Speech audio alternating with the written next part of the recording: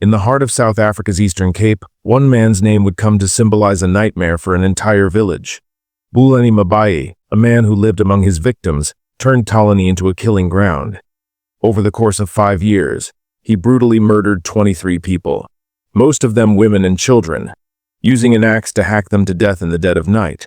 For years, his neighbors had no idea the person they waved to on the street was the same man responsible for one of the most terrifying killing sprees South Africa has ever seen. Stay with us as we dive into the chilling story of Bulelani Mabhayi, the monster of Tholeni. Make sure to subscribe to never miss a story of true crime and drop your thoughts in the comments below. For years, the village of Tholeni, nestled in the Eastern Cape of South Africa, was a quiet, almost forgotten place. The lush landscapes and rural simplicity, however, would soon be overshadowed by a terrifying reality. In a community where everyone knew each other, fear crept in like an invisible disease. Quiet at first, but soon spreading to every corner. From 2008 onwards, residents began to find their lives shattered by a series of brutal murders, and the name of Bulelani Mabhayi would become synonymous with death. Tholeni was no stranger to hardship, but nothing could have prepared its people for the wave of horror that would grip them. The brutality of these killings was unlike anything they had seen. Women, children, and elderly people were all targeted in gruesome, often savage ways. As each new body was discovered, the whispers in the village grew louder. Who could be behind these horrific crimes? It wasn't just the brutality that shocked villagers, but the cold, calculated nature of the attacks. Mabhayi, who was known to many in the village as a quiet, unassuming man, would strike under the cover of darkness. Often, his victims were hacked to death in their homes, their bodies left bloodied and lifeless. An axe was his weapon of choice, and the sheer violence of his method seemed to signal a deep rage, one that was often directed at vulnerable members of society. In total, Bulelani Mabhayi is believed to have killed 23 people over a period of 5 years. The victims were mostly women and children, the most defenseless members of society, making his crime all the more disturbing. The fear that swept through Tholeni was palpable. Residents began to live in constant dread, unsure of who the killer might be or when he would strike next. The attacks were not random, they appeared to be strategic, calculated. There was a sense of control to the carnage that only added to the terror. The village became known as the Village of Death. In the media, a chilling moniker that reflected the living nightmare the residents faced. It was not until 2012, when a woman named Nofumzai Lubambo was found hacked to death in her home, that the killer's reign of terror would begin to unravel. Mabhayi's arrest, just hours after her murder, would bring an end to the mystery that had plagued Tholeni for years. But the questions didn't stop. How could the killer have been living among them? Was he working alone, or was there more to this story than they realized? The investigation into Mabhayi's actions would reveal not just his horrific crimes, but a man whose ties to the community ran deeper than anyone had suspected. For years, he had lived in plain sight, quietly carrying out his murders with terrifying precision. His arrest brought a brief sense of relief to the community, but the aftermath left many questions unanswered. What drove Mabhayi to commit such unspeakable acts? Was there a pattern to the victims he chose, or was it simply a random act of violence? The chilling reality was that Mabhayi wasn't just a stranger who had wandered into the village. He was part of the fabric of Tholeni, and his crime sent shockwaves through the tight-knit community. Neighbors, friends, and even family members were left reeling from the revelation. In many ways, the horror wasn't just the murders themselves, but the fact that the killer had been among them for so long, hiding in plain sight. It was as if a trusted friend had turned into a monster overnight, leaving the village to confront the terrifying truth. Bulelani Mabhayi wasn't always the name that sent shockwaves through Tholeni. In fact, for much of his life, he was just another face in the crowd. Born and raised in the Eastern Cape, Mabhayi grew up in a poor, rural community where survival was a daily struggle. His childhood, like that of many others in the region, was marked by hardship and adversity. There were no signs then that he would one day become one of South Africa's most notorious serial killers. His early life was unremarkable, at least on the surface. Mabhayi's family described him as quiet, reserved, and somewhat introverted. He wasn't known to have a violent temper or a criminal history. In fact, he seemed like just another man trying to carve out a life in a village where opportunities were scarce. But behind his stoic exterior, there were deeper currents at work. Currents that would soon manifest in the most horrifying way. The transformation from an ordinary man to a killer didn't happen overnight. It's often said that serial killers are made, not born, and Mabhayi's case was no different. There were early signs, subtle clues that something wasn't quite right. He had a tendency to isolate himself from others, and as he grew older, he became increasingly disconnected from the community. It was as if he was slowly retreating into his own world, one that was marked by dark thoughts and hidden rage. But what caused Mabhayi to make the leap from silent loner to brutal killer? Some experts suggest that the seeds of his violence may have been planted long before the first murder was committed. Was it a lifetime of frustration, growing up in poverty with little hope for the future? Was it the isolation he felt in a village where one knew everyone else? Or was there something darker, more deeply ingrained, that pushed him over the edge? The first signs of Mabhayi's violence emerged in 2008, when reports of brutal attacks began to surface in Tholeni. At first, they were isolated incidents, gruesome murders that seemed to have no connection to one another. A woman would be found hacked to death in her home. A child would disappear, only to be found days later, lifeless. But soon, a pattern began to emerge. The killings were not random, they were deliberate, and they were becoming more frequent. The attacks were always carried out in the dead of night, when the village was quiet and the streets empty. Mabhayi would break into homes, attacking his victims while they slept, using an axe to inflict horrific wounds. The brutality of the murders left the community in shock. Who could be capable of such savagery? What drove someone to commit such violent acts? And why were these specific victims being targeted? In many ways, Mabhayi's crimes seemed to follow a disturbing pattern. He seemed to target vulnerable individuals, women, children, and the elderly. The victims were often found in their own homes, the very place where they should have felt the safest. It was a chilling reminder that the monster was among them, hiding in plain sight. As the body count continued to rise, the people of Tholeni began to live in fear. The sense of community that had once existed began to disintegrate.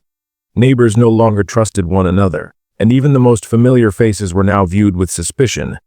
Could the person standing next to you be the one responsible for the brutal murders?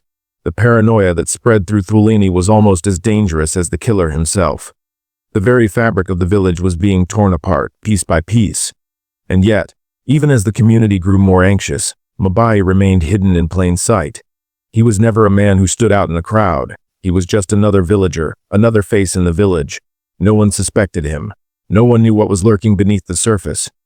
The question that haunted everyone in Tholeni was this: could Mabhayi have been stopped earlier? Was there a way to have seen the warning signs before it was too late? Could someone have intervened before he became the killer who would terrorize an entire community?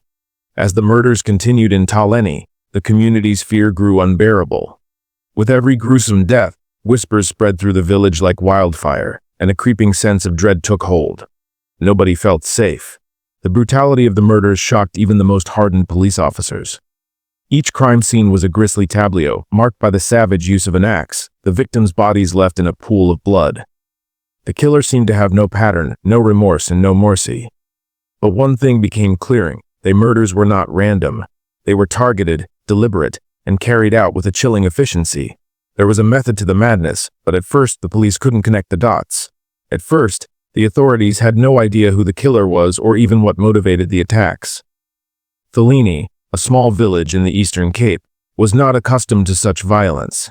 Crime was present, of course, but the nature of these killings was unlike anything anyone had seen before. The murderer didn't steal from his victims. He didn't ransack homes for valuables. Instead, he seemed to take pleasure in the act of slaughter itself. This was a different kind of killer, and the police weren't prepared for what they were about to uncover. The investigation into the Tholeni murders was slow, frustrating, and seemingly fruitless. Detectives scoured the village, speaking to residents and piecing together the small fragments of information they could gather. But the killer was elusive. Every lead they followed led to dead ends. It seemed that no one in the village had seen or heard anything unusual. The killer was always careful, always planning his attacks in the dead of night, when no one was watching. It wasn't until August 2012, after the murder of an elderly woman named Nofumza Lubambo, that the investigation took a dramatic turn. Lubambo's murder was the latest in a string of killings, and it was the one that finally broke the case wide open. The woman had been hacked to death while she slept in her home, her body discovered by her family the following morning. The brutality of her death sent shockwaves through Tholeni, but it also marked the beginning of the end for Mabhayi. When the police arrived at the crime scene, they were immediately struck by the familiarity of the scene. The method was the same in acts, a brutal attack, and a defenseless victim. But this time, there was something different. The police had a suspect, an individual who had been seen lurking near the scene of the crime. It was Bulelani Mabhayi. Mabhayi had been under the radar for a while, but now, all the pieces were starting to fall into place. He had been a quiet presence in the village, living among the very people he had been terrorizing. He wasn't known for causing trouble or drawing attention to himself. But now, the authorities were beginning to connect the dots. They had a suspect and they needed to act fast. The breakthrough came when police officers, acting on a tip-off, took Mabhayi back to the village, where he was asked to point out the homes of his suspected victims. The tension in the air was palpable. The villagers had gathered, their eyes fixed on the suspect. For the first time, the people of Tholeni had an answer. The man who had been terrorizing them for years was standing before them, a silent figure of dread. One by one, Mabhayi pointed to the homes of his victims, confirming what the police had feared. The killer had been living among them the entire time. He wasn't an outsider, an unknown figure from the shadows. He was one of them. The realization sent shockwaves through the crowd. The very man they had lived alongside, the man they had trusted, was the one responsible for the terror that had gripped the village. When Mabhayi was arrested on August 12, 2012, it was the culmination of months of painstaking work by the police, but it also marked the end of an era of terror for Tholeni. The killer had finally been caught, but the damage had already been done. But the question lingered in what drove Mabhayi to commit such unspeakable acts. Was he a victim of his circumstances, or was he simply a monster hiding behind the facade of a quiet villager? Mabhayi's trial, which began in 2013, became one of the most high-profile and anticipated court cases in the Eastern Cape. The people of Tholeni were desperate for justice, for answers, for closure, and for some sense of relief after years of living under the shadow of fear. The charges against Mabhayi were staggering 23 counts of murder, multiple rapes, and a string of house break-ins. It was clear that Mabhayi had not just been a random killer, he had been an unrelenting force, striking at will in the dead of night, methodically choosing his victims and exacting brutal revenge. In the courtroom, the air was thick with tension. The families of the victims filled the seats, their eyes fixed on Mabhayi as the case against him unfolded. The scars of the past were still fresh, and the pain of losing loved ones was still raw. Many of the relatives had never fully processed the extent of the violence that had been inflicted upon their families. To hear the details of each brutal killing laid bare in court was excruciating. It was a reality they had been living with for years, but now it was being exposed in the harsh light of public scrutiny. The trial itself was a shocking experience for all who attended. The evidence presented against Mabhayi was damning, and the testimonies from the victims' families were heart-wrenching. In many ways, the trial became a cathartic process for the village. The pain, the anger, and the confusion that had simmered for years began to surface, and people found themselves grappling with the magnitude of what had happened in their community. But it wasn't just the families who were affected. The entire village had been touched by the tragedy, and as the trial progressed, it became clear just how deeply this case had impacted everyone. During the trial, it was revealed that Mabhayi's method of killing was systematic and premeditated. He had chosen his victims carefully, often stalking them for days before launching his attacks. He seemed to know when they would be most vulnerable. When they were alone, when they were asleep, the brutality with which he carried out each murder was chilling. The use of an axe became his signature, and the horrific crime scenes left behind were a testament to his savagery. But despite the overwhelming evidence against him, Mabhayi's defense attorneys argued that he was mentally unstable at the time of the killings. They requested that he be sent for psychiatric evaluation, but the public prosecutor was firm Mabhayi had been in full control of his actions. The question of whether he was mentally fit to stand trial became one of the central issues of the case. The court would eventually refer him to a psychiatric hospital for an evaluation, but the families and the community at large were not convinced by the defense's claims. The pain of knowing that their loved ones had been killed in such a brutal fashion overshadowed any discussions of mental instability. For the families of the victims, the trial was a long-awaited opportunity for justice, but it was also a deeply painful experience. The people of Tholeni could only wait as the trial proceeded, hoping for a conviction that would finally bring justice to the victims of one of South Africa's most notorious serial killers. The verdict would not just determine Mabhayi's fate. It would serve as a reflection of the community's resilience, the strength of its people in the face of unimaginable trauma. The trial's conclusion did not signify the end of the emotional and psychological toll of the crimes, but it did spark a greater conversation about the state of criminal justice in South Africa and the toll that serial crimes take on communities. The story of Tholeni and Bulelani Mabhayi became a symbol not only of the horrors of serial murder, but also of the need for better resources and support systems for victims of violent crime and their families. For many in South Africa, the Tholeni murders were a reminder of the pervasive problem of violence in the country, especially gender-based violence. Mabhayi's crimes were not isolated incidents. They were a part of a wider culture of violence that disproportionately affects women and children. While the legal proceedings may have brought some semblance of justice, the emotional scars left the Tholeni community, and the country as a whole will last for generations.